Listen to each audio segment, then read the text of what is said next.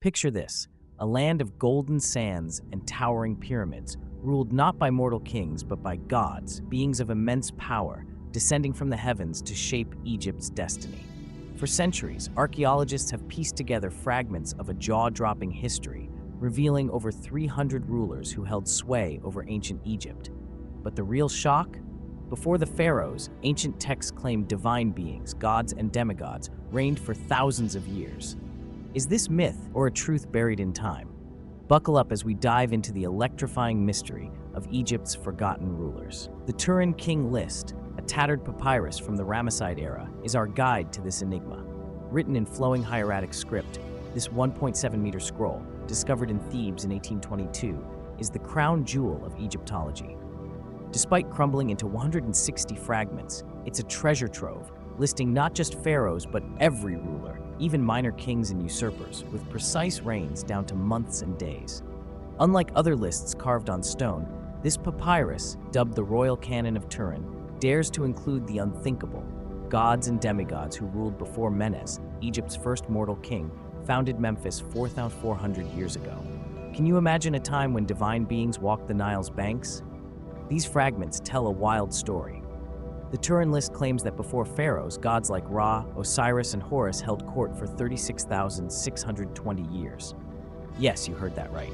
Thousands of years.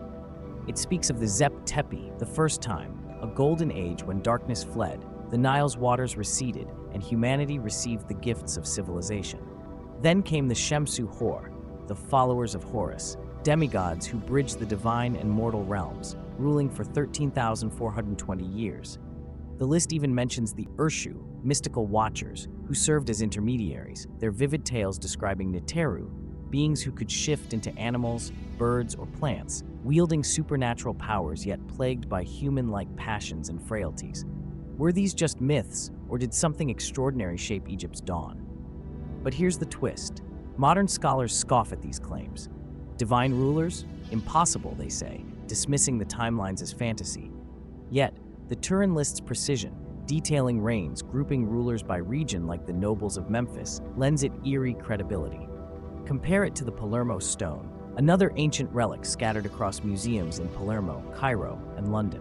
Dating to the 25th century BCE, this black basalt slab chronicles 5 early dynasties, but also hints at pre-pharaonic rulers, some labeled mythical by skeptics. Its carvings track Nile floods, festivals, and cattle counts with meticulous detail, making its stranger claims, like divine kings, hard to ignore. Why would such precise records weave in myths unless they held some truth? The plot thickens with the Sumerian King List, a Mesopotamian text that mirrors Egypt's story. It claims 8 kings, descended from the heavens, ruled for a staggering 241,200 years before a great flood. These texts, found in Iraq's ancient cities like Uruk, a bustling hub of 40,000 to 80,000 people, describe rulers with godlike traits, their reigns ending in a deluge eerily similar to Egypt's tales. At Real World Channel, we've probed such claims before, often tied to cosmic origins or extraterrestrial visitors. Our take? These stories likely exaggerate, blending real leaders with symbolic gods to glorify ancient cultures. No hard evidence supports beings from distant realms, but the consistency across cultures, Egypt, Sumer, raises a chilling question. What inspired these tales? Consider this. Ancient Egyptians revered pharaohs as living gods, incarnations of Horus who became Osiris in death. Their king lists weren't just records, they were acts of worship, often embellishing lineages to cement divine authority.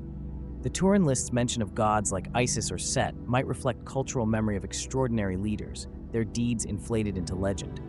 For example, the Chronica of Eusebius, citing Menes's own writings, claims Egypt's divine rule spanned 24,925 years.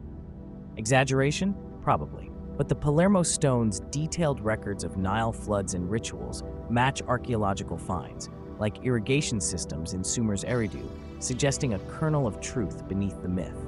Skeptics argue these lists mix history with propaganda. Egyptians often erased rulers they disliked, like the Hyksos invaders, yet the Turin list includes them, showing rare honesty. Its fragments, painstakingly reassembled by scholars like Jean-François Champollion, reveal a society obsessed with legacy. The Palermo stone, once used as a gatepost before its value was recognized, similarly tracks rulers with uncanny precision. Could these gods be metaphors for a lost era of advanced knowledge, perhaps from a forgotten civilization? Some fringe theories, hotly debated, suggest ancient visitors or lost technologies, but mainstream science demands evidence, and none confirms such claims. So what's the truth? Were Egypt and Sumer ruled by divine beings, or are these stories poetic tributes to human kings? The Turin list and Palermo stone tantalize us with gaps, missing introductions, shattered endings, yet their details, from Nile flood levels to Sumerian ziggurats, anchor them in reality. Perhaps the Neteru were extraordinary humans, their legacies deified over millennia. Or maybe, just maybe, something otherworldly touched these lands. One thing's certain, these ancient texts challenge everything we think we know. As we stand on the Nile's banks, staring into history's abyss, one question burns. What secrets lie in the fragments we've yet to find?